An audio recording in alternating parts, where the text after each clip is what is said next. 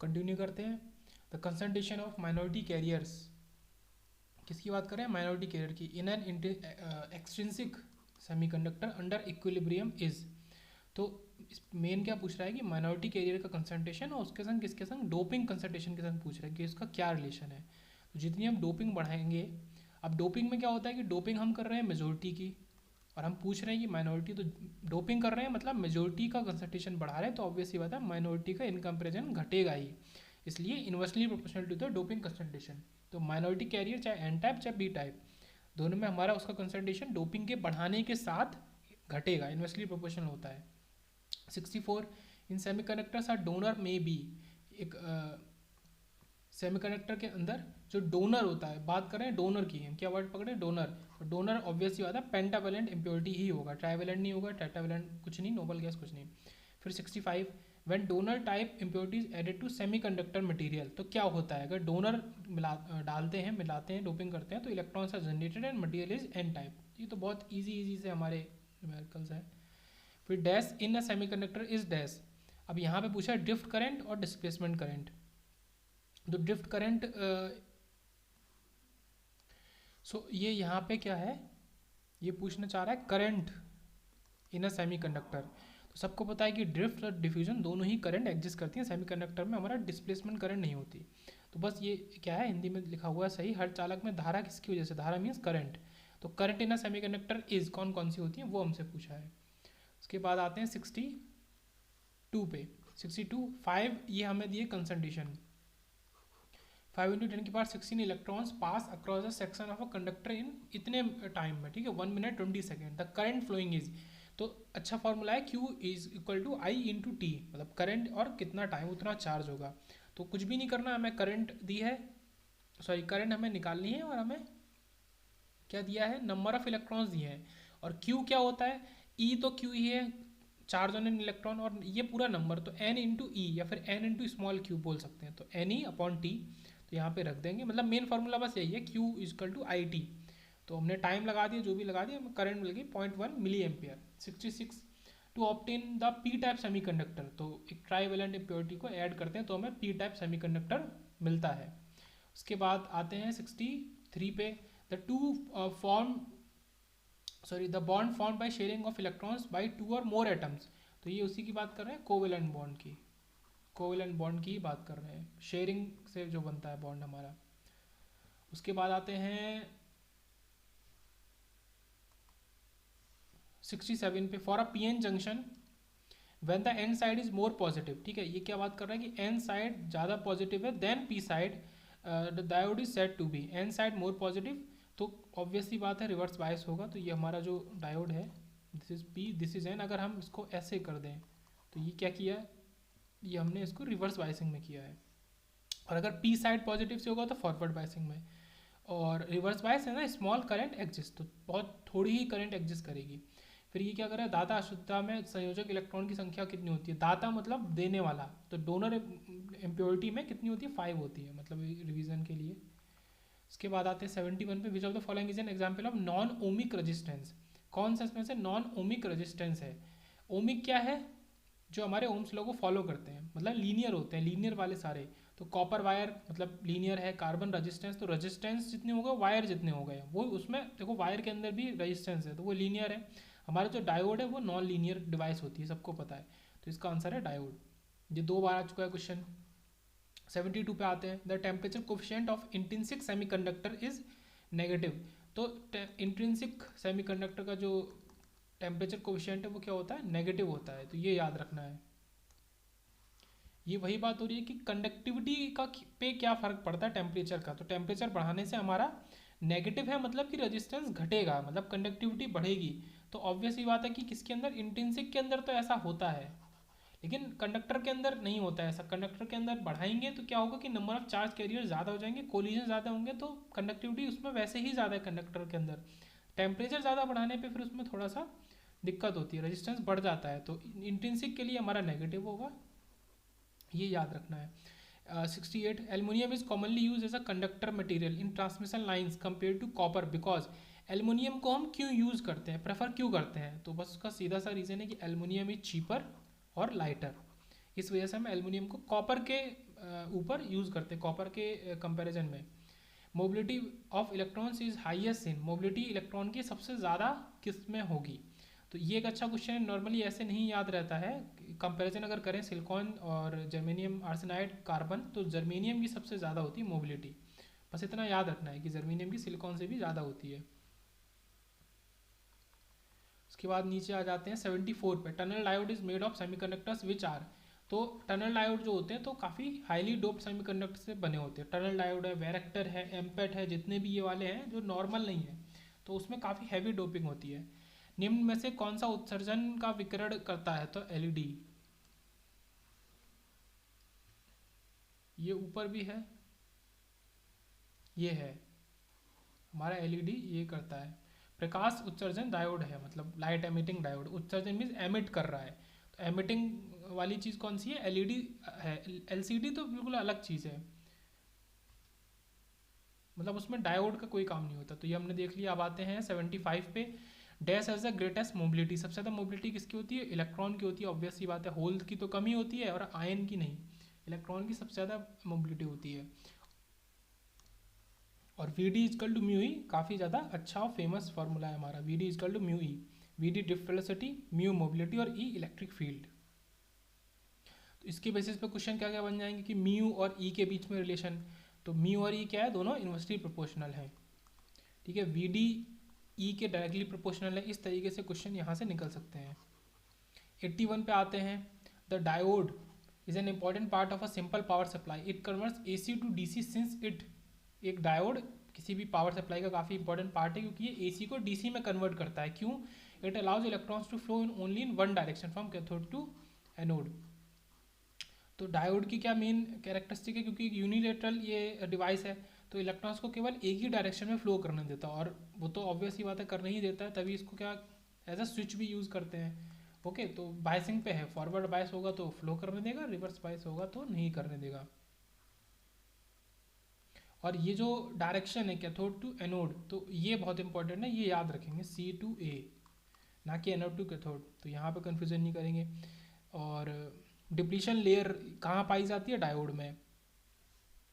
Electron pair 82, electron pair bonding occurs when atoms. Electron pair कब bond बनता है हमारा, जब एटम्स क्या करते हैं, इलेक्ट्रॉन को शेयर करते हैं। आते हैं 77 पे, किसी अर्धचालक में ग्राही ऊर्जा स्तर होता है लगभग 1 इलेक्ट्रॉन वोल्ट। तो सेमीकंडक्टर का जो एक नॉर्मल जो है, तो वो हमारा 1 इलेक्ट्रॉन वोल्ट है। उसके बाद आते हैं कि एक ब्रिज रेक्टिफायर, तो ये इंपॉर्टेंट है। ब्रिज रेक्टिफायर की दक्षता मतलब एफिशिएंसी मैक्सिमम होती है 81.2%, और अर्ध तरंग मतलब हाफ वेव रेक्टिफायर की होती है 40 पॉइंट, इसका आधा 6%, जस्ट आधा। 81.2% फुल वेव मतलब ब्रिज रेक्टिफायर की एफिशिएंसी। उसके बाद आते हैं 83 पे, in P type semiconductor minority carriers are. P type semiconductor के अंदर माइनॉरिटी कैरियर क्या होंगे, तो पी में क्या होगा, मेजोरिटी होल्स और माइनॉरिटी हमारे electrons. The electrodes of a semiconductor diodes are known as. तो सेमीकंडक्टर डायोड के इलेक्ट्रोड जो होते हैं, तो दो ही इलेक्ट्रोड होंगे हमारे, एनोड और कैथोड। ठीक है, यहाँ पे गेट सोर्स अभी सबका काम नहीं आया सिंपल डायोड में। विच of the following is a pentavalent material. तो पेंटावेलेंट कौन सा है हमारा, फॉस्फोरस। और इसी के अंदर हमारा जो कार्बन है, कार्बन तो हमारा उसकी वैलेंसी 4 ही होती है। बोरॉन और सिलिकॉन जो हमारे हैं, तो बोरॉन हमारा ट्राइवेलेंट हो गया, सिलिकॉन तो पता है सबको सेमीकंडक्टर ही होता है। और यहाँ पे हमारे एंटीमनी और बिस्मथ, ये दोनों हमारे ट्राइवेलेंट होते हैं। तो फॉस्फोरस हमारा क्या होता है, पेंटावेलेंट होता है। फिर देखते हैं 80, when semiconductor device glows red, yellow और green depending upon its chemical composition. तो ये किसकी खूबी है, सीधी सी बात है, एक एलईडी की खूबी है कि वो अलग अलग उसकी केमिकल कंपोजिशन के हिसाब से अलग अलग ग्लो कर सकती है। उसके बाद आते हैं room temperature, the current in intrinsic semiconductor is due to. तो रूम टेम्परेचर पे इंट्रिंसिक सेमीकंडक्टर के अंदर करंट हमारा दोनों की वजह से ही होती है। पहली बात तो इंट्रिंसिक में तो किसी एक की वजह से होगी ही नहीं, क्योंकि कोई मेजोरिटी नहीं है, हमने ऐसा कुछ डोप किया नहीं है अलग से। फिर आते हैं 86 पे, the hall effect voltage in intrinsic silicon is 0। तो एक ये भी इंपॉर्टेंट बात याद रखनी है कि इंट्रिंसिक की अगर बात कर रहे हैं, तो इंट्रिंसिक के लिए हॉल इफेक्ट जो हमारा है वोल्टेज की, हॉल वोल्टेज की वैल्यू 0 होती है। और the Fermi level E F in an intrinsic semiconductor if effective masses of holes and electrons are same. तो फर्मी लेवल हमसे पूछ रहा है कि ई एफ की वैल्यू क्या होगी, फाइनल वैल्यू।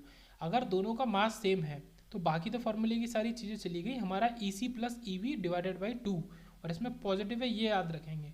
तो ई सी हमारा जो कंडक्शन बैंड की हमारी जो लोअर वैल्यू है और वैलेंस बैंड की ई वी अपर वैल्यू है, उनके बिल्कुल हाफ, मतलब ये होगा बीच में, बिल्कुल फॉरवर्ड एनर्जी गैप के बीचों बीच में, मतलब कंडक्शन और वैलेंस बैंड के बीच में हमारा होगा।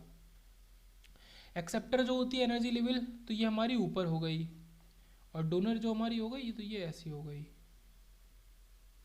मेन बस इतना याद रखना, तो ये आ सकता है, इंपॉर्टेंट है। उसके बाद 90, when a semiconductor bar is heated at one end a voltage across the bar is developed if the heated end is positive। तो heated end की बात कर रहे हैं तो वो पॉजिटिव है, तो सेमीकंडक्टर हमारा कैसा होगा, एन टाइप का होगा।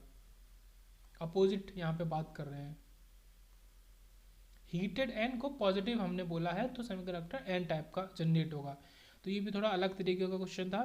फिर आता है मास एक्शन लॉ, सबको पता है काफ़ी इंपॉर्टेंट है। तो mass action law N P is equal to N I square, मतलब N into P is equal to N I square, mass action law हो गया ये हमारा। उसके बाद diffuse impurities with how many valence electrons are called donor. तो कितने हम डिफ्यूज इम्प्योरिटी करेंगे, तो 5 करेंगे तब डोनर कहलाएगा, और 3 करेंगे तो एक्सेप्टर कहलाएगा।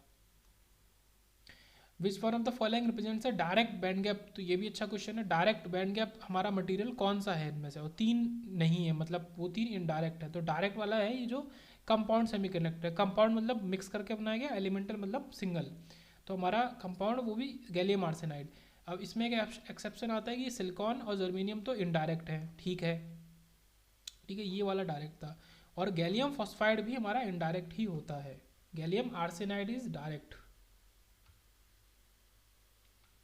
ये आया, ये तीनों हमारे डायरेक्ट बैंड गैप मटेरियल है, इनडायरेक्ट सॉरी इनडायरेक्ट है, और ये हमारा डायरेक्ट है।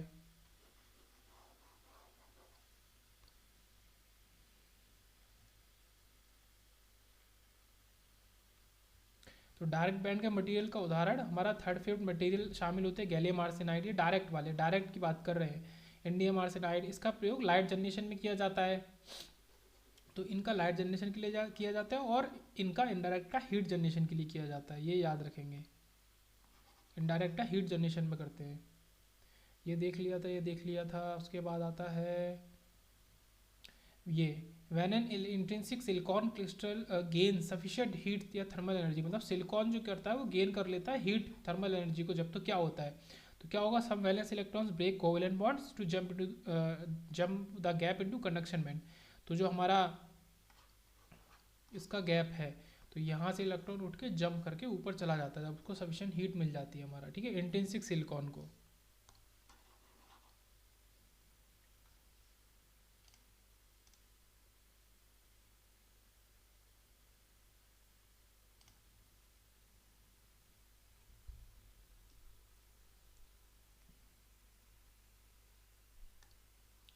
उसके बाद आते हैं नेक्स्ट 96 पे, value of energy required to break covalent bond in germanium. Germanium के अंदर कितनी एनर्जी चाहिए, तो 0.72 इलेक्ट्रॉन वोल्ट चाहिए, और सिलिकॉन के अंदर 1.1। ये वैल्यूज तो पता रहती है, 0.7 और 1.1 इलेक्ट्रॉन वोल्ट। फिर आता है एक अजरसन रीजन का क्वेश्चन है, इंपॉर्टेंट क्वेश्चन है। In graded semiconductor a built in electric field exist. तो ग्रेडेड सेमीकंडक्टर के अंदर एक बिल्ट इन इलेक्ट्रिक फील्ड होती है। The built in electric field gives improve performance to a graded base transistor as compare to uniform base transistor. तो यहाँ पे क्या है कि ये जो रीज़न दिख रहा है, ये रीज़न तो सही है, लेकिन इसकी बात जो है इससे नहीं हो रही, ग्रेडेड सेमीकंडक्टर से नहीं हो रही है। ये ग्रेडेड बेस ट्रांजिस्टर और यूनिफॉर्म बेस ट्रांजिस्टर की बात कर रहा है। तो ये क्या है कि ये दोनों सही हैं, बट ये इसका वो नहीं है, करेक्ट एक्सप्लेनेशन नहीं है। Both A and R true, but R is not the correct explanation of A. In a semiconductor holes are present only. तो सेमीकंडक्टर में होल्स कहाँ प्रेजेंट होंगे, तो केवल और केवल वैलेंस बैंड में ही प्रेजेंट होंगे होल्स।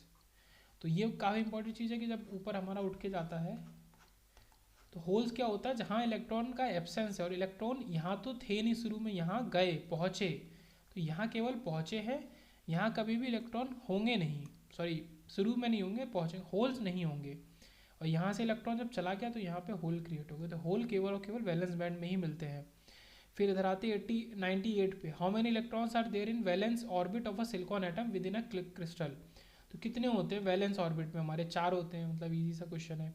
फिर the Fermi level represents the energy state with dash probability of being filled if no forbidden band exist.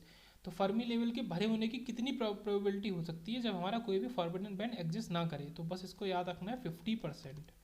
Middle का जो नंबर है 50% हमारी प्रोबेबिलिटी हो सकती है।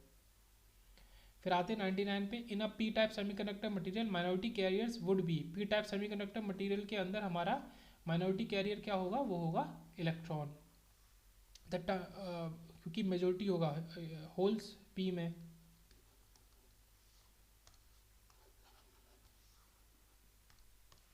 फिर आ रहा है the turn on voltage of germanium junction diode is nearly. तो जर्मेनियम जंक्शन डायोड का टर्न ऑन वोल्टेज कितना होता है लगभग? This is 0.3। ठीक है, ये याद रखेंगे जर्मेनियम जंक्शन के लिए। और ये क्या है? Turn on voltage 0.3 volt. उसके बाद आते हैं 100 एलिमेंट्स विद 1 2 3 और valence electron usually make excellent. तो एलिमेंट्स जिनके पास 1 2 या 3 वैलेंस इलेक्ट्रॉन होंगे तो वो क्या अच्छा बनाते हैं? तो वो कंडक्टर अच्छा बनाते हैं। मतलब इसका क्या मतलब है कि उनके पास वैलेंस बैंड में 1 इलेक्ट्रॉन है, जैसे वो लूज कर देंगे तो इलेक्ट्रॉन्स, ठीक है, फ्री इलेक्ट्रॉन्स आ जाएंगे। 2 हैं तो और अच्छी बात है, 2 को लूज कर सकते हैं तो फ्री इलेक्ट्रॉन मिल गया हमें। ठीक है, 4 होंगे तो उनको शेयर करने पड़ेंगे। और 3 में थोड़ा सा दिक्कत होगी लूज़ करने में, बट एक बार उतनी हीट अगर दे दी तो फिर उसने लूज़ कर दिया तो फिर बहुत ही अच्छा, वो वहाँ पे नंबर ऑफ फ्री इलेक्ट्रॉन्स बहुत ज़्यादा अच्छे होंगे। इस वजह से ये क्वेश्चन कह रहा है कि कंडक्टर। फिर बात कर रहे हैं इसकी 101, in N type material majority carriers would be. N type material में मेजोरिटी कैरियर होंगे इलेक्ट्रॉन। एनर्जी गैप क्या होता है? Energy difference between conduction band and valence band. ये 2 बार आ चुका है। उसके बाद विच मटेरियल में ऑल्सो भी considered as a semiconductor element. तो कार्बन हमारा सेमीकंडक्टर एलिमेंट कह सकते हैं। जब ऑप्शन में अगर सिलिकॉन या फिर जर्मेनियम नहीं दिया और आर्गन माइका सेरेमिक के कंपैरिजन में कार्बन तो है ही। उसके बाद आते हैं 103 पे, intrinsic semiconductor material is characterised by a valence shell of how many. तो इंट्रिंसिक के अंदर 4 ही होंगे क्योंकि अलग से कुछ डोपिंग या फिर एक्सेप्टर आयन नहीं डाला है। How many orbiting electrons does the germanium atom have. तो जर्मेनियम एटम के पास पूरे ऑर्बिटिंग इलेक्ट्रॉन की बात कर रहा है कि पूरे पूछ रहा है यहाँ पे, ये इंपॉर्टेंट बात है, थोड़ा अलग देखिएगा। तो 32 पूरा में नंबर बताना तो उसका एटॉमिक नंबर होता है जर्मेनियम का। उसके बाद आते हैं 107 पे, the room temperature resistivity of pure silicon. Room temperature resistivity पूछ रहा है प्योर सिलिकॉन की, तो कितनी होती है? तो काफ़ी ज़्यादा होती है। ठीक है, 3000। तो ये इंपॉर्टेंट एक क्वेश्चन है, थोड़ा अलग, 2 बार ये भी आ चुका है। फिर आते हैं 104 पे, when an electron jumps from valence to conduction band it leaves a gap. वो एक गैप छोड़ता है और इस गैप को हम कहते हैं होल। फिर आते हैं 108 पे, even though carbon is in the fourth group of the periodic table it is not use as a semiconductor. हाँ, तो ये भी अच्छा पॉइंट है कि देखने के लिए मिल रहा है कि कार्बन को क्यों नहीं यूज़ करते हैं, क्योंकि उसका एनर्जी गैप काफ़ी ज़्यादा होता है। मतलब वो है तो सेमीकंडक्टर की कैटेगरी में, पर जो कंडक्शन और वैलेंस बैंड का बीच का गैप है तो ये काफ़ी ज़्यादा होता है, इतना कर नहीं पाता जब हमारा इलेक्ट्रॉन। तो इस वजह से हम कार्बन को नहीं यूज़ करते हैं। फिर आता है 113, the temperature coefficient of a intrinsic semiconductor is negative. तो ये पहले भी आ चुका है, रिपीट क्वेश्चन है। The process of deliberately adding impurities to a semiconductor is called doping. तो अभी तो इजी इजी क्वेश्चन चल रहे हैं। At absolute zero and intrinsic semiconductors behave like a insulator, ये भी देख चुके हैं। In case of semiconductors recombination is. तो सेमीकंडक्टर के केस में रिकॉम्बिनेशन क्या चीज़ होती है, हम किसको रिकॉम्बिनेशन कहते हैं? तो merging of one electron in a hole. ठीक है, एक इलेक्ट्रॉन और एक होल का मिल जाना हमारा रिकॉम्बिनेशन है। तो यहाँ पे 2 इलेक्ट्रॉन गलत, 2 होल्स गलत। Merging of outside electron with another semiconductor electron, तो ये भी गलत है क्योंकि बात इलेक्ट्रॉन इलेक्ट्रॉन की कर रहे हैं। उसके बाद आता है 111, the donor impurity must have. Donor के पास कितने? 5 इलेक्ट्रॉन होने चाहिए। 115, when a normal atom loses an electron. तो एक नॉर्मल एटम जब इलेक्ट्रॉन को लूज करता है तो क्या बनेगा? वो एक पॉजिटिव आयन ही बनेगा क्योंकि इलेक्ट्रॉन गया उससे। अगर वो होल को लूज करेगा तो नेगेटिव आयन बन जाएगा। उसके बाद आते हैं 116, the forbidden energy gap for germanium. Germanium के लिए 0.7 या 0.72 और सिलिकॉन के लिए 1.1। फिर आते हैं 112 पे, N electron in a conduction band. Conduction band में जो एक इलेक्ट्रॉन की अगर बात कर रहे हैं इन द कंडक्शन बैंड, तो क्या है, higher energy than an electron in the valence band. तो कंडक्शन बैंड के इलेक्ट्रॉन की एनर्जी वैलेंस बैंड वाले इलेक्ट्रॉन से ज़्यादा होती है, ये याद रखेंगे। फ्री इलेक्ट्रॉन्स एग्जिस्ट इन, कहाँ एग्जिस्ट करते हैं, फ्री इलेक्ट्रॉन कंडक्शन बैंड में ही एग्जिस्ट करते हैं। वैलेंस बैंड में कोई फ्री इलेक्ट्रॉन होगा ही नहीं, क्योंकि वो फ्री होगा तो जम करके वो चला जाएगा कंडक्शन में और अपने आप ही।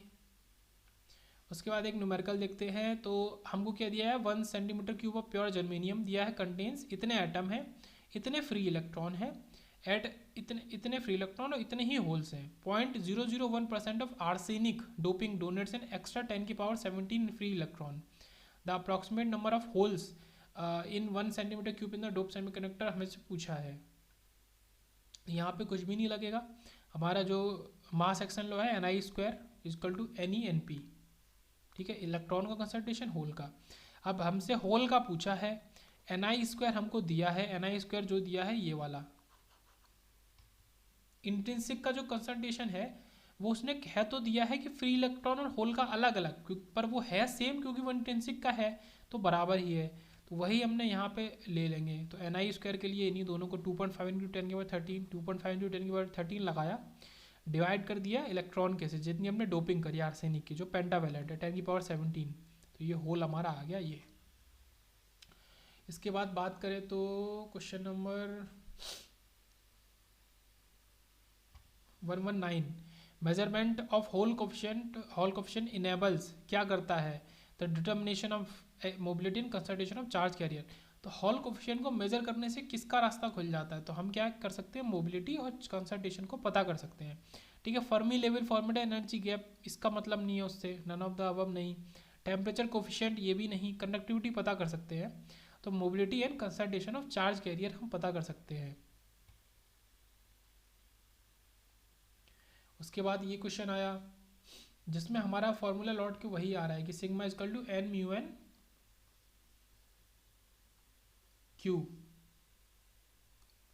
या इसको लिखते हैं तो ऐसे लिखते हैं, कंप्लीट लिखते हैं कि Q common N mu N plus P mu P. तो ये हमारा जो काफ़ी इंपॉर्टेंट फार्मूला है कंडक्टिविटी का। अब इसी फार्मूले से हम रजिस्टिविटी पे पहुंच सकते हैं।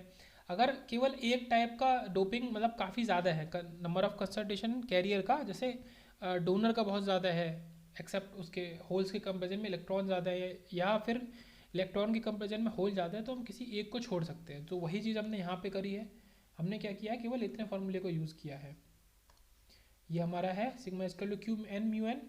तो यहाँ पे हमने क्या किया, इसको रजिस्टिविटी लिखा, तो फिर 1 अपॉन कर दिया एन इंटू ई, क्यू को लिख दिया ई और म्यू एन। अब हमें ये चीज़ें दी हुई थी, एन हमको गिवन है, म्यू एन हमको गिवन है, ई हमको गिवन है, तो हमसे क्वेश्चन में कुछ नहीं पूछा था, resistivity of the dope silicon ही पूछी थी, तो इसी से हमने निकाल दिया। तो rho is equal to 1 upon N E mu N, values लगा के तो हमारा आंसर आ गया ये। फिर ये पूछते हैं कि बैंड गैप 120 में, band gap of elements arrange in ascending order. तो बैंड गैप बताना है हमें उन एलिमेंट्स का जिनको हमने असेंडिंग ऑर्डर में मतलब बैंड गैप बताना है और असेंडिंग ऑर्डर में बताना है। तो हमें चीज़ें गिवन है डायमंड, जर्मेनियम, सिलिकॉन। तो सबसे ज़्यादा बैंड गैप किसका होगा, डायमंड का, क्योंकि वो सेमीकंडक्टर नहीं है। सबसे कम किसका होगा, जो कि एक अच्छा सेमीकंडक्टर है, सिलिकॉन भी सेमीकंडक्टर है पर जर्मेनियम ज़्यादा अच्छा है। तो असेंडिंग ऑर्डर में करेंगे तो जर्मेनियम का हमारा सबसे कम बैंड गैप, फिर सिलिकॉन का और फिर डायमंड का सबसे ज़्यादा। ये है जर्मेनियम से सिलिकॉन जा रहा है और डायमंड, इसको देख के जर्मेनियम से सिलिकॉन और फिर डायमंड, ये सबसे ज़्यादा। तो ये ठीक है, याद रखेंगे। उसके बाद आते हैं electron mobility of the following intrinsic elements in descending order. तो इस तरीके के क्वेश्चन भी अच्छे रहते हैं। ISRO में आ चुका है, फिर BSNL में आ चुका है, फिर ये ISRO बेल में डिसेंडिंग या असेंडिंग ऑर्डर में हमसे कुछ पूछा है, तो इलेक्ट्रॉन की मोबिलिटी पूछी है। तो सबसे अच्छी मोबिलिटी हमारी किसके अंदर है, क्योंकि ये कंपाउंड सेमीकंडक्टर है, और डिसेंडिंग में पूछी है, मतलब इससे इसकी कम, फिर इससे इसकी और कम। तो गैलियम आर्सेनाइड की सबसे ज़्यादा, फिर हमारा जर्मेनियम और फिर हमारा सिलिकॉन, जो हमको पता ही है।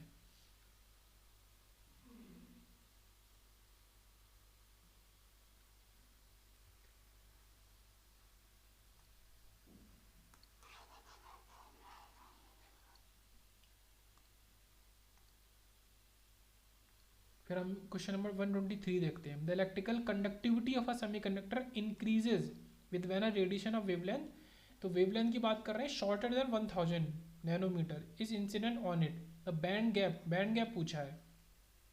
यहाँ पे इंपॉर्टेंट फॉर्मूला यूज करेंगे, E G is equal to H C by lambda. तो हम ये यूज करेंगे। तो लेमडा हमको गिवन है, सी हमको पता है, एच की वैल्यू बाय डिफ़ॉल्ट तो वैसे तो क्वेश्चन में गिवन होती है वरना याद रखनी चाहिए, ये है। तो यहाँ से हम तीनों वैल्यूज़ को लगा के हम ईजी की वैल्यू को निकाल लेंगे, वो भी इलेक्ट्रॉन वोल्ट में। अब ये वैल्यू आई जो कि हमारा जूल में थी, तो इसको इलेक्ट्रॉन वोल्ट में बनाने के लिए 1 इलेक्ट्रॉन वोल्ट हमारा वही 1.6 इंटू 10⁻⁻19। तो इस वैल्यू को हमने इससे डिवाइड कर दिया, ये हमने डिवाइड किया, तो ये हमारा 1.2 इलेक्ट्रॉन वोल्ट हमारा फाइनल आंसर आ गया। अब पूछ रहा था कंडक्टिविटी सिग्मा, ठीक है, of a function 1/t where T is the temperature for a semiconductor material varies as shown in figure. तो सिग्मा कंडक्टिविटी और 1/t का जो फंक्शन है, मतलब टेम्परेचर का फंक्शन, बट 1/t के कंपेरिजन का ग्राफ हमको दिया है। अब हमसे कह रहा है कि using this information state whether a resistance made from intrinsic semiconductor will have. तो एक रेजिस्टेंस हमने इंट्रिंसिक सेमीकंडक्टर से बनाया है, तो हमें बताना है उसके पास क्या होगा। तो अब इस क्वेश्चन का तो कोई मतलब नहीं है, ठीक है, क्वेश्चन तो बड़ा अजीब सा है, उसको देख के हमें याद नहीं रखना है, हमको इस ग्राफ को ही देख के याद रखना है। और सीधे से है कि इसका जो टेम्परेचर कोफिशिएंट होगा रेजिस्टेंस का वो नेगेटिव होगा, इतना याद रखना है, क्योंकि ये ग्राफ ऐसे गिर रहा है इसलिए नेगेटिव होगा टेम्परेचर के संग।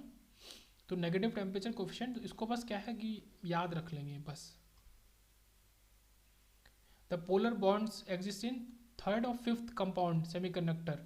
तो थर्ड और फिफ्थ कंपाउंड सेमीकंडक्टर जो बनेंगे उसका जैसे गैलियम आर्सेनाइड, तो उसके अंदर जो पोलर बॉन्ड होगा उसकी क्या खासियत क्या होगी उसकी, तो 1 आयनिक बॉन्ड होगा और 3 कोवेलेंट बॉन्ड होंगे, ये याद रखेंगे, 1 आयनिक और 3 कोवेलेंट। उसके बाद इधर आते हैं, in order to generate electron hole pair the maximum wavelength of radiation for silicon कितनी होगी, ठीक है, मैक्सिमम वेवलेंथ पूछिए हमसे।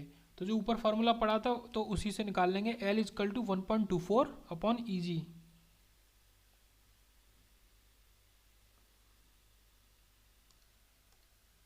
तो एक्चुअल में ये क्या है, lambda is equal to 1.24 upon EG। तो वहाँ पे जो H और C हुआ करता था उसकी वैल्यूज को साथ में रख के हमने इसको सॉल्व करके लाया 1.24। तो अब से ये फार्मूला याद रखेंगे, तो लेमडा इजकल टू 1.24 EG, या फिर अगर हम बोलें तो EG is equal to 1.24 upon lambda, ये रिलेशन है EG और लेमडा का। अब EG हमको गिवन है, ये 1.1 के लिए ही निकालना है, मतलब जो सिंपल सा केस होता है हमारा 1.1 इलेक्ट्रॉन वोल्ट वाला, उसी के लिए हमको निकालना है। तो इसका आंसर 1.13 माइक्रोमीटर। उसके बाद आते हैं 129 पे, या पहले वो 27 को कर लेते हैं। At a given temperature a semiconductor with intrinsic carrier concentration, तो हमको क्या दिया है, इंटेंसिक कैरियर कंसंट्रेशन दिया है, is doped with a donor, donor के संग डोपिंग करी जो ND दिया है, temperature remaining the same, the hole concentration पूछा है। तो यहाँ पे तो मास एक्शन लॉ लगा देंगे, तो यहीं पे हमने मास एक्शन लॉ लगा दिया, तो Ni² अपॉन ND, और यहाँ पे क्या होगा हमारा NP होगा, होल कंसंट्रेशन, ठीक है, वो है ही होल कंसंट्रेशन। तो यही वैल्यू हमने ये लगा दी है। अब इसमें बस ये देख लेना है कि ये पर मीटर क्यूब में है और जो भी है तो उसके हिसाब से, क्योंकि स्क्वायर है तो ये इतना हो गया, तो उसको सॉल्व करके उस हिसाब से ही आंसर देना है। तो ये भी वैसे भी मीटर क्यूब घट के मीटर क्यूब ही पर मीटर क्यूब बचेगा, तो वो आंसर में गिवन ही है, तो हमें जस्ट वैल्यू सॉल्व करनी है। तो 10⁻32 अपॉन 26। अच्छा, इस तरह के क्वेश्चन में क्या होता है, यहाँ पे जैसे 16 और 26 दिया है तो बस कुछ नहीं करना, 2 × 16 माइनस हमारा जो दूसरा वाला है, तो इस 32 माइनस 26 क्या हो गया, 6। तो आंसर आ गया ये, तो तुरंत आंसर आ जाता है कि Ni वाला जो है उसकी जो वैल्यू लेनी है, मतलब पावर, और इसको 2 से मल्टीप्लाई करना है और उससे माइनस कर देना है हमारा जो भी दूसरा वाला गिवन है, तो तीसरा वाला हमारा आ जाएगा।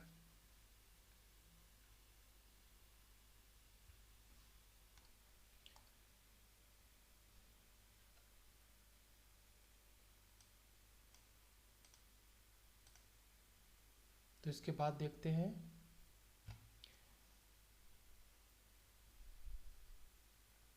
ये वाला हमने अभी देखा था 127 128 eight room temperature the diffusion and drift current constants, ठीक है। तो डिफ्यूजन करंट कांस्टेंट की बात कर रहा है, डिफ्यूजन कांस्टेंट की, और ड्रिफ्ट कांस्टेंट की for holes in a P type semiconductor, तो डीपी इसको कहेंगे और इसको म्यू पी, ये हमको दिया हुआ है। एंड ये if the diffusion constant of electrons in an N type semiconductor at same temperature, तो डीएन हमको दिया है और हमको मोबिलिटी पूछा है, हमको म्यू पी पूछा है, म्यू एन पूछा है। तो हमको दो चीज़ दिया है, तो दो तीन चीज़ दिया है, हमें डी एन दिया है, हमें म्यू एन दिया है और हमें डी पी दिया है, हमसे म्यू पी पूछा है। नहीं, उसका उल्टा है, म्यू एन पूछा है। तो ये बहुत इंपॉर्टेंट है, जो रिलेशन होता है आइंस्टीन रिलेशन होता है, तो D D D N upon mu N is equal to D P upon mu P is equal to K T by Q, तो ये रिलेशन होता है। तो यहाँ से हम म्यू एन को निकाल लेंगे तीन चीज़ की मदद से, हमारा आंसर आएगा 2400 centimetre square per volt second.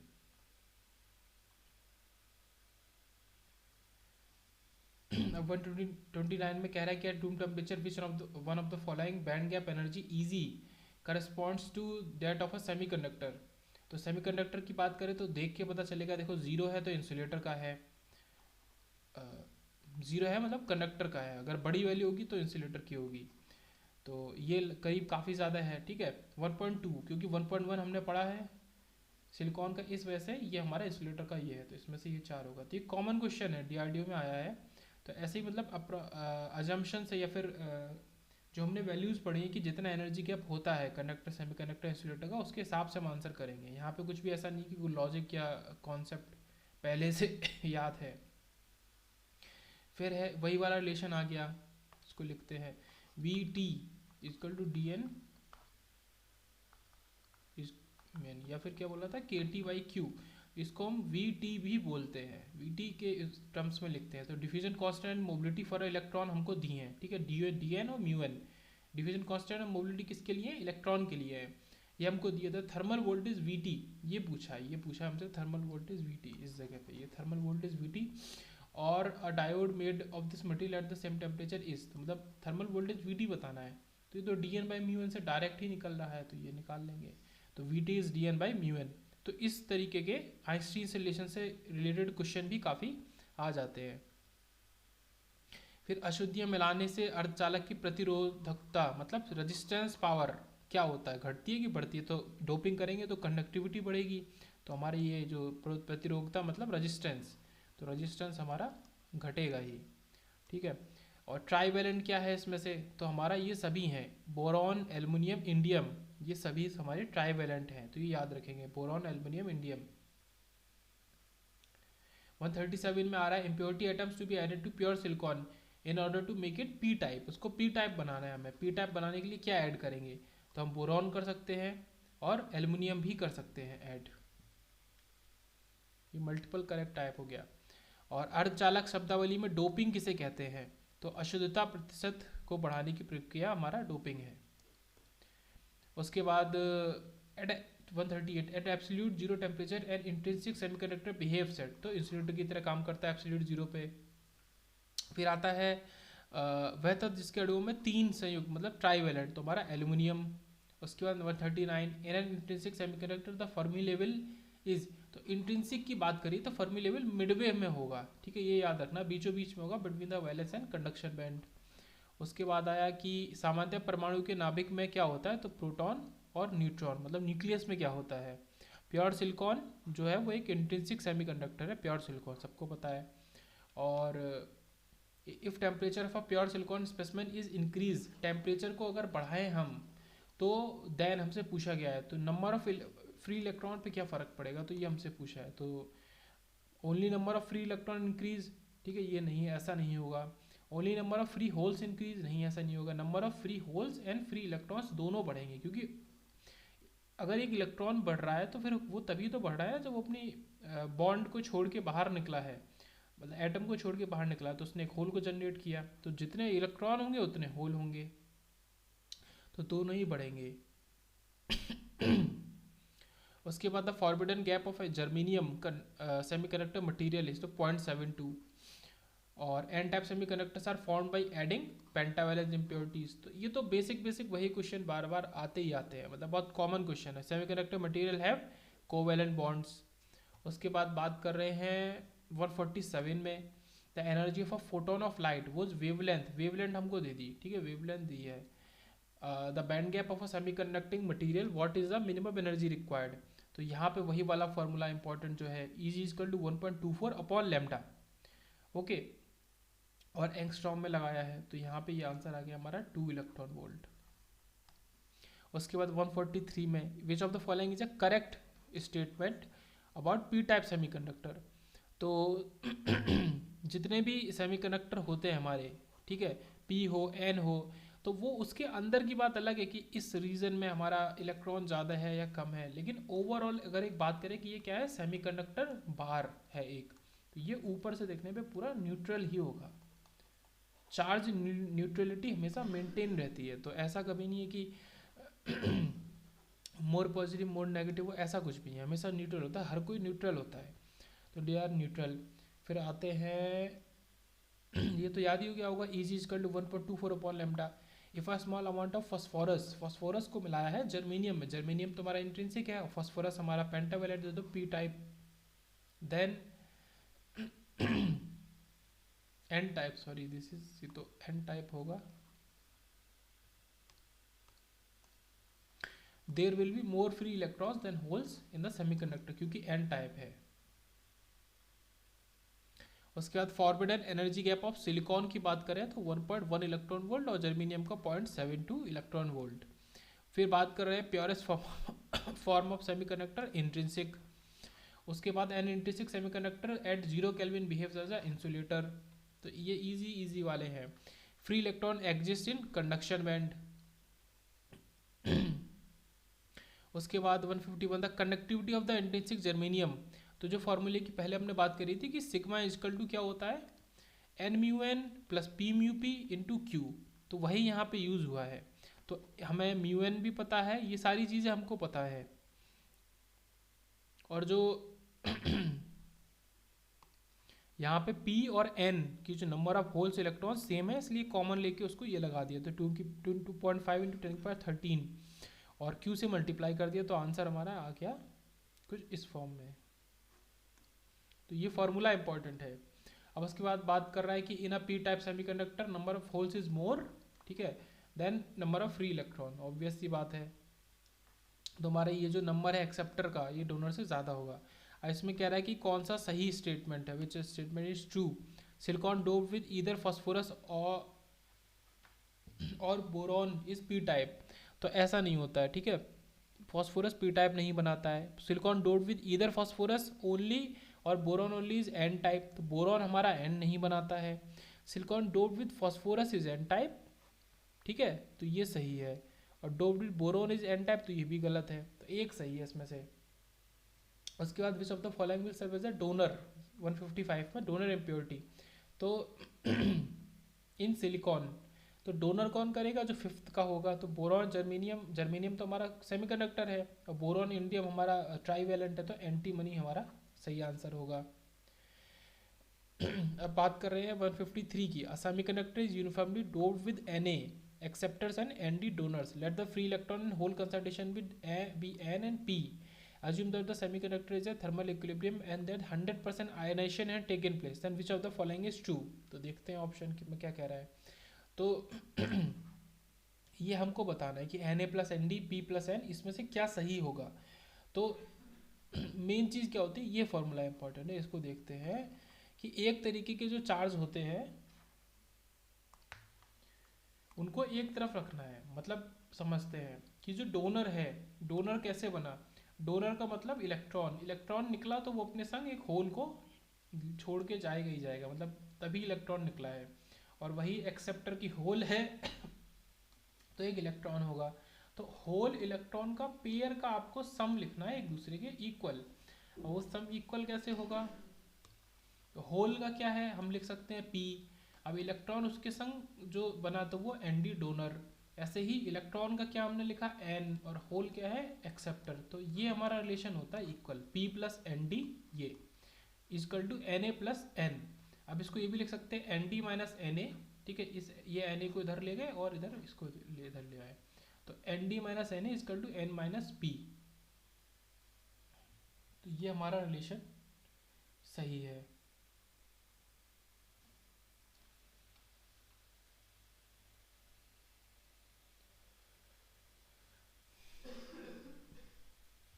One 156 पे आते हैं कि विच of the following is correct, फिर से वही पूछ रहा है। तो ए वाला है इंट्रिंसिक हमारा नेगेटिव होता है टेम्परेचर कोफिशिएंट, और एक्सट्रिंसिक का हमारा पॉजिटिव होता है।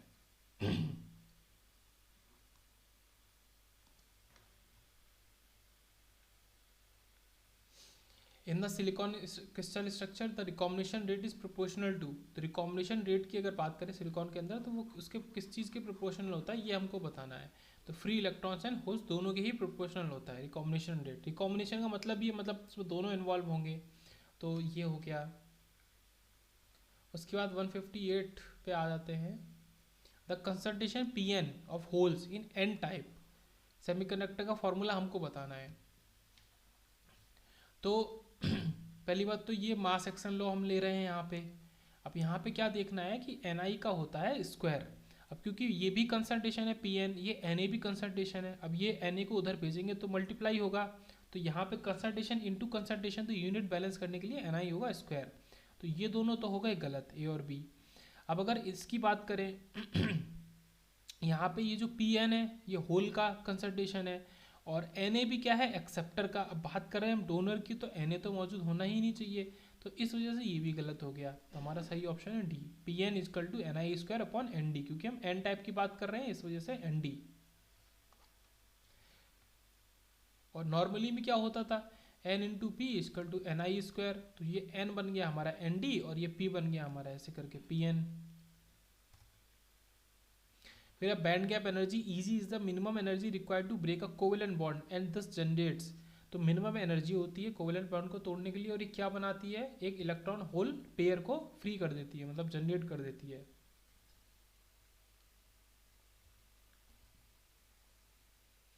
टोटल करंट हमारी कौन क्या होती है, आज जो टोटल करंट होगी तो वो इलेक्ट्रॉन करंट, इलेक्ट्रॉन की वजह से और होल दोनों की वजह से जो होगी उसका सम होगा।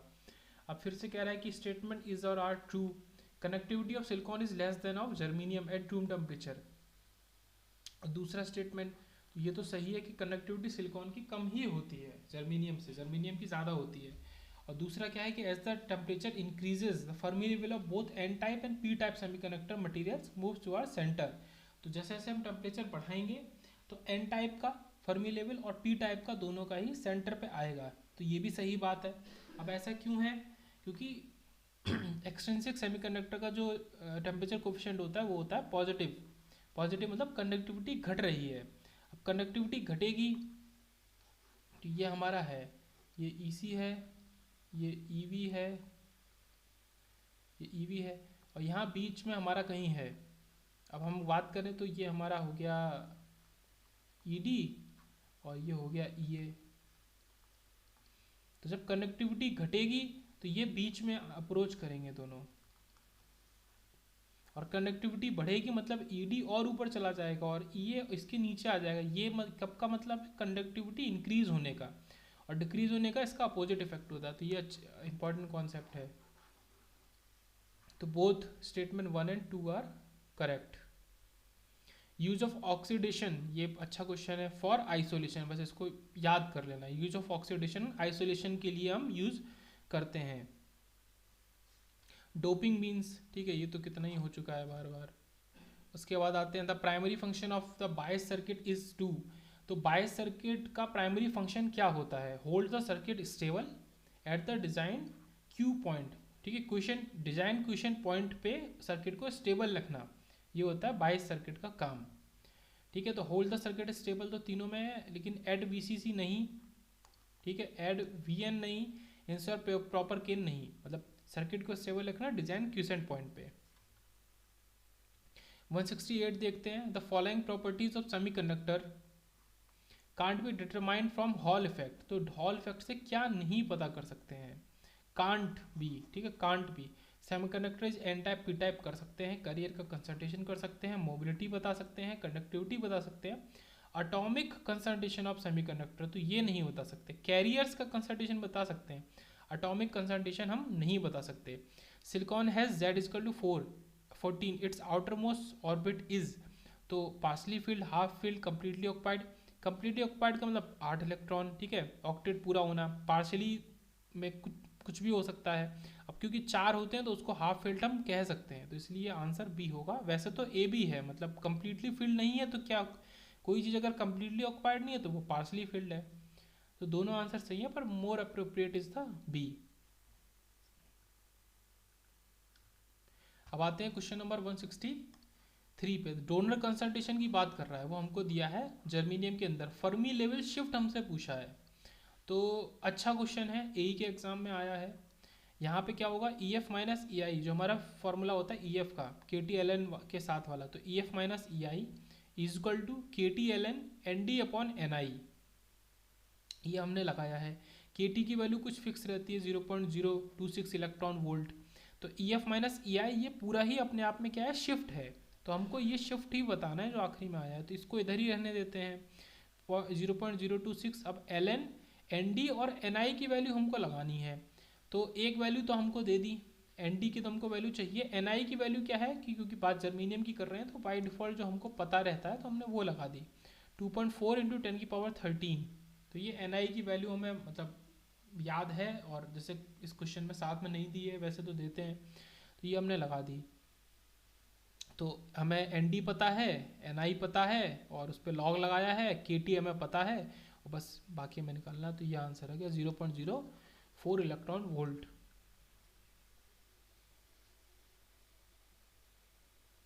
फिर आ जाते हैं 165 पे। In which of this reverse recovery time nearly zero, तो किसकी बात कर रहे हैं, रिवर्स रिकवरी टाइम की, जो बिल्कुल जीरो होता है। तो शॉर्ट की डायोड में रिवर्स रिकवरी टाइम बिल्कुल जीरो होता है। तो number of valence electron pentavalent 5, the arrow in the schematic symbol of a diode points, तो एरो किसको पॉइंट करता है, तो ये थोड़ा सा डाउटफुल वाला क्वेश्चन है। पर एरो की बात करें तो ये डायोड का सिंबल है, सबको पता है, इसमें कुछ भी गलत नहीं है। ये P है, ये N है। अब एरो तो बोला जाएगा तो एरो क्या होगा, ये एरो ही तो है, ये एरो, तो एरो किसको पॉइंट कर रहा है, तो ये इधर एरो के साइड में N है। तो P type material which is called the anode. तो अब ये थोड़ा सा क्वेश्चन डाउटफुल है, मतलब मेरे हिसाब से तो N होना चाहिए।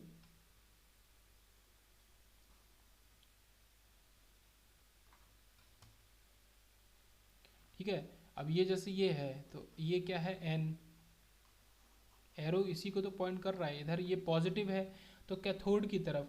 तो यहाँ पे क्या है कि P type material which is called the anode, तो ये मतलब गलत है। एरो जो डायोड का पॉइंट कर रहा है तो वो एन टाइप मटेरियल जो कि कैथोड, तो ये सही है, और इसके आंसर से भी यही सही निकला है। फिर आते हैं photo diodes operate at reverse wise, तो इंपॉर्टेंट ये पॉइंट है कि फोटो डायोड्स रिवर्स वाइज में हमेशा काम करते हैं। उसके बाद ये क्वेश्चन है, तो इसमें क्या है, मास एक्शन लॉ ही लगाया है। तो P हमें पता है, एन आई पता है, N पता करना है, तो N जो भी आ गया वो हमने लगा दिया। इजी है ये तो, और कुछ नहीं है। और फोटो डायोड रिवर्स में काम करते हैं, देख ही लिया। उसके बाद हमारा आया कि when the temperature of a doped semiconductor is increased, temperature जब हमने बढ़ाया तो उसकी कंडक्टिविटी का क्या होगा, तो डोप्ड मतलब एक्सट्रिंसिक, तो कंडक्टिविटी उसकी बढ़ेगी। टेम्परेचर बढ़ाएंगे तो कंडक्टिविटी ऑब्वियसली बात है बढ़ेगी, लेकिन कुछ हद तक बढ़ेगी, क्यूरी टेम्परेचर तक बढ़ेगी। अब ये कह रहा है कि शॉर्ट की डायोड के बारे में क्या स्टेटमेंट हमारा करेक्ट है, statement is correct about short की डायोड। तो ये दोनों नहीं है, देख लेते हैं क्या है। The storage time TS is almost zero, short की डायोड में जो स्टोरेज टाइम होता है TS वो लगभग जीरो होता है। और इसी से रिलेटेड हमने अभी ऊपर भी देखा था in which of this reverse recovery time nearly zero, तो शॉर्ट की डायोड में तो इसी चीज़ का क्वेश्चन जो DMRC में आ चुका है एक बार, और सेम कॉन्सेप्ट पे क्वेश्चन हमारा ये ISRO में भी 2016 में आया कि शॉर्ट की डायोड का क्या करेक्ट है कि स्टोरेज टाइम जो है TS, जिसको हमने ऊपर रिवर्स रिकवरी टाइम भी बोला था, वो जीरो है। ये डायोड करीब 300 हर्ट्ज मेगा हर्ट्ज तक हमारा चलता है। उसके बाद आते हैं कि for current flowing through semiconductor which of the following is true, क्या सही है करंट के फ्लो होने के लिए? तो कंडक्शन करंट और डिफ्यूजन करंट दोनों, ये क्या है, बोथ, ये मेन चीज़ है कि दोनों ही हमारा फ्लो करता है सेमीकंडक्टर में, तो ये भी इजी सा ही था। Which of the following has a least power consumption? तो एलईडी बल्ब जो होते हैं in comparison to tubelight argon CFL सबसे कम पावर कंज्यूम करते हैं। और एलईडी और एलसीडी के कंपैरिजन का भी क्वेश्चन बार बार आ जाता है पावर में, कि पावर कौन कम कंज्यूम करता है।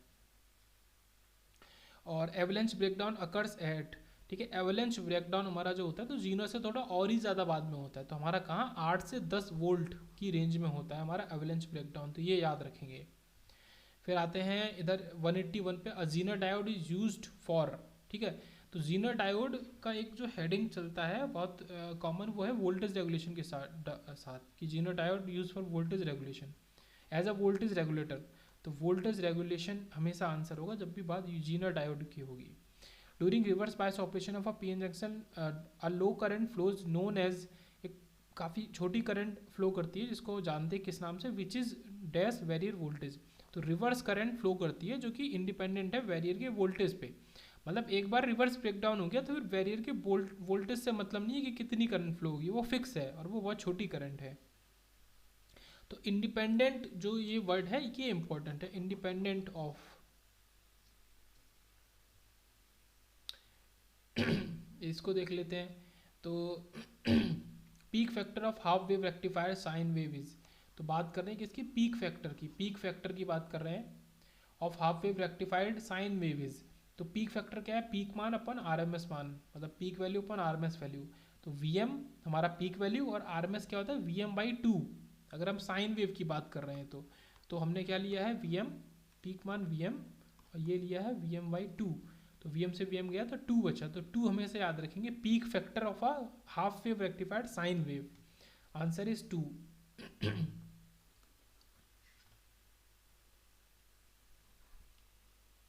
उसके बाद आते हैं 182 पे, which of the following use diode as main functional unit. तो डायोड मेनली क्या है रेक्टिफायर में तो यूज होता ही होता है, तो मेन चीज़ रेक्टिफायर है। Diffusion capacitance of a PN junction diode, तो विद फॉरवर्ड वाइस। तो डिफ्यूजन कैपेसिटेंस का जो कॉन्सेप्ट है तो वो फॉरवर्ड वाइस के संग यूज करना है, तो ये याद रखना है। डैश विद फॉरवर्ड बायस, ठीक है, तो ये इंक्रीजेज, इंक्रीज का साइन है, ये एरो बना दिया ऊपर, तो increases with forward bias, diffusion capacitance increases with forward bias, तो ये है भी सी डी। डिफ्यूजन का कैपेसिटेंस 1/W से इन्वर्सली प्रोपोर्शनल है, मतलब W से, और डायरेक्टली प्रोपोर्शनल है रूट VFB, ये फॉरवर्ड बायस वोल्टेज से root of forward bias voltage के डायरेक्टली प्रोपोर्शनल है। फिर इन द गिवन सर्किट बात करें कि diodes are ideal, then find out the current delivered by 10 volt and 15 volt sources. अगर मान लो कि ये जो डायोड है ये आइडियल है, ओके, तो करंट क्या फ्लो करेगी 10 वोल्ट और 15 वोल्ट सोर्सेज से। तो इसका आंसर देने के लिए एक एक करके लेते हैं।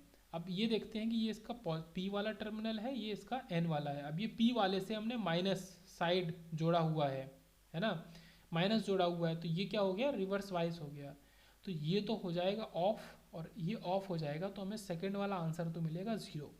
तो ये तो ठीक है, तो ये दो आंसर तो गए बी और डी। अब क्योंकि यहाँ पे 0 है तो ये भी पॉसिबल हो सकता है, पर अभी पहली करंट नहीं पता है हमें। ये इसका पी साइड है, ये इसका एन साइड है, यहाँ का कुछ भी वोल्टेज होगा, तो ये 10 वोल्ट पी साइड से जुड़ा है पॉजिटिव से, तो ये तो कंडक्ट करेगा। अब ये कंडक्ट करेगा तो कितना कंडक्ट करेगा तो उसको कंडक्ट करने के लिए हम क्या करेंगे, इसको कर देंगे ओपन, इसको हटा दिया, तो अब केवल इतना ही सर्किट बचा। अब इस सर्किट में हम करंट को निकाल लेंगे। इस सर्किट में करंट को निकालने के लिए बड़ा आसान है, वोल्टेज है 10, रजिस्टेंस कितना है 10 + 10 20। अब ये क्या है किलो ओम में है, तो ये ऊपर आके क्या हो जाएगा -3, तो ये आंसर क्या आ जाएगा 0.5 मिली एम्पेयर। तो बहुत आसानी से इसको देख के सॉल्व किया जा सकता है।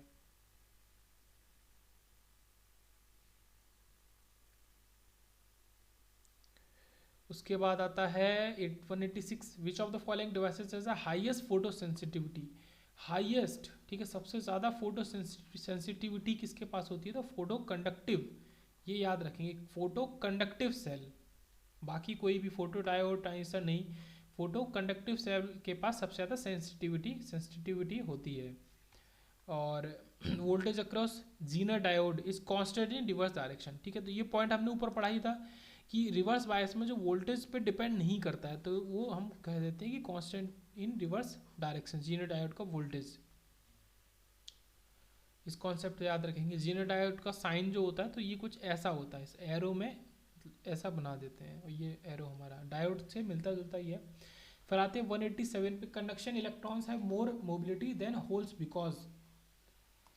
अब ये तो पता है कि इलेक्ट्रॉन्स की मोबिलिटी हमारी ज़्यादा होती है होल से, ये तो पता है, पर उसके पीछे अगर रीज़न की बात करें तो वो भी एक लाइन में, वैसे तो एक्सप्लेनेशन लंबा है लेकिन एक लाइन में याद करें तो need less energy to move them, मतलब इलेक्ट्रॉन को मूव करने के लिए हमें लेस एनर्जी की ज़रूरत पड़ती है, ये याद रखना है,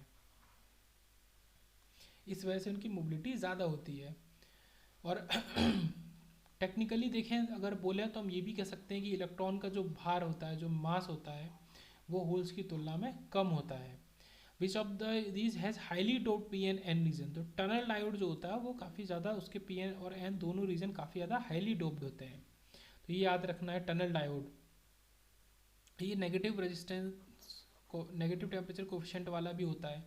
फिर आते हैं 188 पे, तो कह रहे हैं कि P I N diode is frequently use as switching diode की तरह हम यूज़ करते हैं पी आई एन डायोड को for frequencies up to gigahertz, काफ़ी ज़्यादा फ्रिक्वेंसीज में स्विच करने के लिए। तो ये एक पी आई एन डायोड की कैरेक्टरिस्टिक पता चली। The P N junction diode is a unilateral device, ठीक है, पैसिव तो नहीं है, केवल स्विच की तरह काम करता है, अलाउ करेगा या डिसअलाउ करेगा, खुद से सोर्स नहीं है किसी चीज़ का करंट का, बायलेटरल नहीं है, यूनिलेटरल है, सबको पता, नॉन लीनियर है उसके साथ साथ, और वैक्यूम ट्यूब नहीं।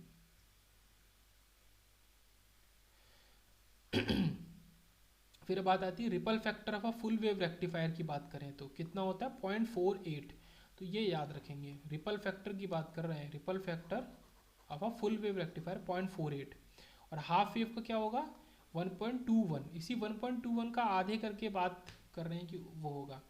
अच्छा, इसकी एफिशिएंसी ऊपर पढ़ी ही थी, 81.2% फुल वेव की, और इसका आधा 40.6% हाफ वेव रेक्टिफायर की एफिशिएंसी। तो रिपल फैक्टर एक फैक्टर होता है रेक्टिफायर्स के अंदर, तो फुल वेव रेक्टिफायर का 0.48। 195 देखते हैं, मरकरी आर्क रेक्टिफायर में मरकरी किस रूप में प्रयोग होता है, तो मरकरी को हम कैसे प्रयोग करते हैं, एज अ कैथोड की तरह प्रयोग करते हैं। तो बस ऐसे ही, मतलब एक वन लाइनर क्वेश्चन की तरह की बस याद रहे एग्जाम में, तो मरकरी कैथोड की तरह होता है मरकरी आर्क रिएक्टर में। Pulsating output of a rectifier is converted into steady DC level by, तो पल्सेटिंग आउटपुट या एसी हम देते हैं रेक्टिफायर में, और उसको वो किसको कन्वर्ट में करके देता है, डीसी में करके देता है, स्टेडी डीसी लेवल में। तो किस चीज़ की मदद से ऐसा वो करता है, तो फिल्टर सर्किट की मदद से करता है एक रेक्टिफायर, सॉरी, रेक्टिफायर का आउटपुट जो कि पल्सेटिंग होता है उसको ये स्टेडी डीसी कैसे बनाते हैं, तो फिल्टर सर्किट की मदद से बनाते हैं। तो हर किसी रेक्टिफायर के बाद हम एक क्या लगाएंगे, एक लो पास फिल्टर, या फिर डिमांड के हिसाब से कोई भी फिल्टर सर्किट लगाएंगे जैसे डिमांड है। 196 की बात करें, पीएन जंक्शन के अंतर्गत आयनीकरण बैरियर के दोनों तरफ परत बनाता है, जिसे हम क्या कहते हैं, अवक्षय क्षेत्र कहते हैं, मतलब डिप्लीशन रीजन की बात कर रहा है। अब आते हैं 192 पे, which of the following is one of the functions perform by diode, तो डायोड के द्वारा एक फंक्शन परफॉर्म करना। अच्छा, इसी से रिलेटेड ऊपर क्वेश्चन भी आया था कि डायोड को हम कहाँ यूज़ करते हैं, तो रेक्टिफायर के अंदर यूज़ करते हैं, तो सेम क्वेश्चन है। फिर आते हैं P N diode in reverse bias conditions offers infinite resistance, तो पी एन डायोड जो होता है, पी आई एन डायोड, वो बहुत ज़्यादा रेजिस्टेंस हमें देता है रिवर्स बाइस में, क्योंकि वो एक तो हाईली डोप्ड है, ऊपर हमने देखा ही है। फिर आते हैं, अब एक पूर्ण तरंग बेज रेक्टिफायर को 50 हर्ट्ज की वोल्टा प्रदान की गई है, न्यूनतम रिपल आवृत्ति, ठीक है, न्यूनतम रिपल वैल्यू जो होगी तो वो हमेशा याद रखेंगे इस फॉर्मूले से कि वो 2 टाइम्स होगी जो भी फ्रीक्वेंसी हमने ली है, जो फ्रीक्वेंसी क्वेश्चन में दी उसका दुगना कर दो, तो 100 हर्ट्ज 100 हर्ट्ज हमारा आंसर होगा। अब P N junction diode dynamic resistance, तो डायोड की बात करें उसका क्या है, डायनेमिक रेजिस्टेंस, ठीक है। प्रोपोर्शनल होगा, किसके प्रोपोर्शनल होगा, हमारा इट्स करंट के। तो R is equal to 1/I proportional to, तो वी इजकल टू IR, इस फॉर्मूले से कर सकते हैं। ठीक है। तो पीएन जंक्शन डायोड में डायोड का डायनेमिक कंडक्टेंस की बात कर रहे हैं। तो यहाँ से हम यही देख रहे हैं कि कंडक्टेंस डायरेक्टली प्रोपोर्शनल है, रेजिस्टेंस इनवर्सली प्रोपोर्शनल है, और वो हमने ओम्स लॉ से भी निकाला है कि अगर वोल्टेज को कांस्टेंट लें तो आई और आर हमारा इनवर्सली प्रोपोर्शनल होगा। तो कंडक्टेंस ये याद रखना है, ठीक है, क्वेश्चन को देखने में गलती नहीं। कंडक्टेंस की बात कर रहे हैं तो कंडक्टेंस डायरेक्टली प्रोपोर्शनल है करंट के। एक क्वेश्चन बचा था ये। अब यहाँ पे क्या कह रहा है कि जीनर डायोड दिया है, उसका रिवर्स ब्रेकडाउन वोल्टेज हमको दिया है 10 वोल्ट। ठीक है, चलो। तब पावर डिस्ट्रीब्यूशन इन RS हमसे पूछा है, तो ये जो है ये 10 वोल्ट पे ब्रेकडाउन हो जाएगा। तो जीनर डायोड जो होता है वो थोड़ा सा अलग तरीके से काम करता है नॉर्मल डायोड के। अब क्योंकि यहाँ 30 वोल्ट इसको मिल रहा है, तो ये क्या है, ब्रेकडाउन हो जाएगा। तो ये एक 10 वोल्ट की सप्लाई की तरह अब काम करेगा। ये 10 वोल्ट है इस जगह, और अब इससे कोई मतलब नहीं रहा। तो अब ये इसी में हमने KVL लगा दिया। तो IS क्या होगा, वोल्टेज 30 माइनस 10 अपॉन जो ये रेजिस्टेंस है RS 100। जो करंट फ्लो हो रही है वो करंट हमारा 0.2 एम्पियर फ्लो हो रही है।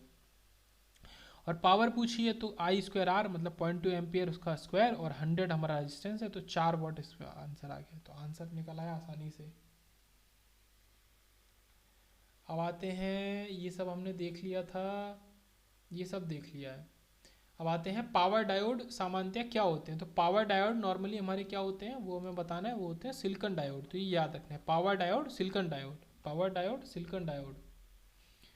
जंक्शन की अक्षय परत मतलब डिप्लीशन रीजन लेयर पश्च बायसिस होने पर बढ़ती है, मतलब रिवर्स बायस होने पर बढ़ती है मतलब।